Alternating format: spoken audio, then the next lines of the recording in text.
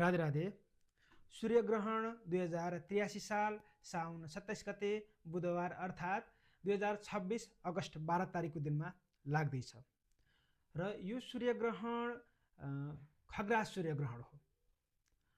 विशेष गरेर यो खग्रास सूर्यग्रहण विश्वको कुन कुन स्थानबाट देखिनेछ, कहाँ कहाँ देखिनेछ र फिनल्यान्डमा यसको सूतक कति बजेदेखि लाग्नेछ र फिनल्यान्डको आकाशमा चाहिँ सूर्यग्रहण कति बजेदेखि कति बजेसम्म देखिनेछ लगायतका कुराहरू आज म हजुरहरूलाई जानकारी दिनेछु।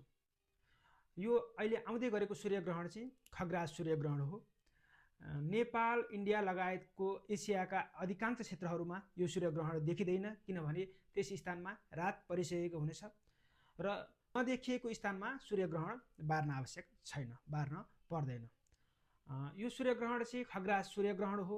विशेष गरेर आयरल्यान्ड, ग्रिनल्यान्ड, उत्तरी रसिया, स्पेन र पोर्चुगलको केही भूभागहरूबाट चाहिँ यो ग्रहण पूर्ण रूपमा खग्रास रूपमा देख्न सकिनेछ। त्यस्तै उत्तर अमेरिका अनि उत्तर पश्चिम अफ्रिका अनि युरोप लगायतका क्षेत्रहरूबाट चाहिँ यो ग्रहण आंशिक रूपमा देख्न सकिनेछ। अझ विशेष गरेर फिनल्यान्डको कुरा गर्दाखेरि राति 7:58 जाँदाखेरि आकाशमा आंशिक रूपमा सूर्यग्रहण सुरु हुनेछ र 8:52 जाँदाखेरि चाहिँ यसको अधिकतम स्वरूप अर्थात् फिनल्यान्डमा चाहिँ सूर्यलाई ग्रहणले लगभग 83% चाहिँ सूर्यलाई ग्रहणले ढाक्नेछ फिनल्यान्डमा है 8:52 जाँदाखेरि। र त्यस्तै गरेर बिस्तारै सूर्य अस्त हुँदै जानेछ र 9:23 जाँदाखेरि सूर्य अस्त हुनेछ। त्यसपछि ग्रहणको प्रभाव पनि कम हुँदै जानेछ।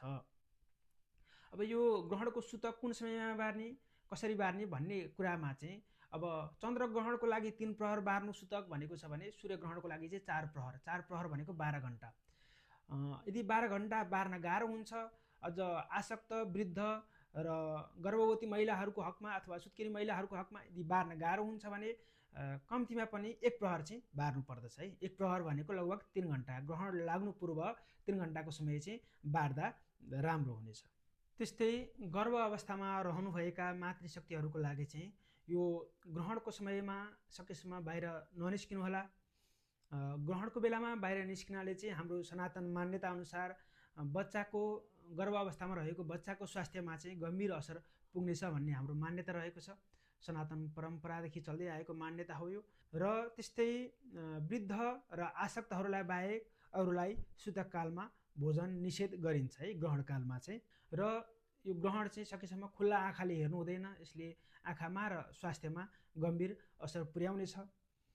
यो ग्रहणको समयमा जप, त्यसपछि आएर स्नान, भगवानको भजन कीर्तन जति गर्न सक्यो त्यति राम्रो, किनभने यो समयमा गरिएको जप, भजन कीर्तन, स्नानहरूले चाहिँ अरू समयको भन्दा अधिक धेरै फल दिने हुनाले यो समयमा जति जप गर्न सक्नुभयो, अझ गुरुबाट प्राप्त गर्नुभएको मन्त्र जप गर्न सक्नुभयो भने धेरै राम्रो।